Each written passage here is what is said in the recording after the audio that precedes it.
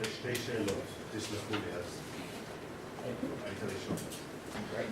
That works for me. Yael, thank you very much for your presentation. I want to just maybe push back a little bit on the line you made between the use of visual media for locating husbands as opposed to e-shaming.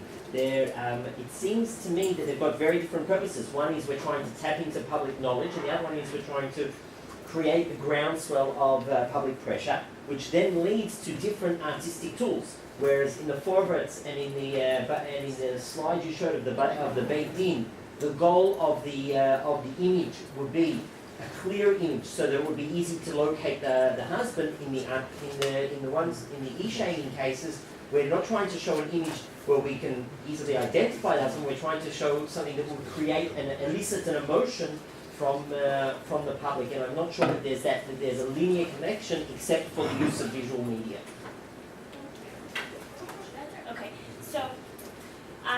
Thank you for the question. I think you're right, based on what I presented. What I had to cut was that in response to the Gallery of Vanished Husbands was another section of the newspaper called the Bintl-Brit, the bundle of letters.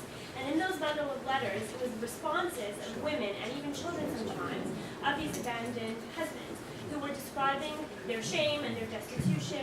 And so really, in those two pieces together, the Gallery of Vanished Husbands and the Bintl-Brit, I think do correspond much better, much stronger with my point, which was that it's really, the goal is to empower women and to tell the full story of what's actually going on. And at times also that should lead to the getting of the get. A question for you, Sure. do you have any statistics about the efficacy of e-shaming bringing about PPP, where they were previously denied? And corollary of that, to the extent that you do have such statistics, do you have any sort of analysis, in other words, in which cases it is efficacious and which cases it is not, and so on? So I don't have any statistics. I have a whole chapter where I talk about how I hate statistics and quantifying of aguna things in general. But I take your point. I think that it's not always successful. However, like I mentioned in my conclusion, it is successful many times. Regarding, the details of that, I think where women have husbands who are well-known or famous or whose great-grandfathers were Moshe Weinstein, e-shaming is more effective.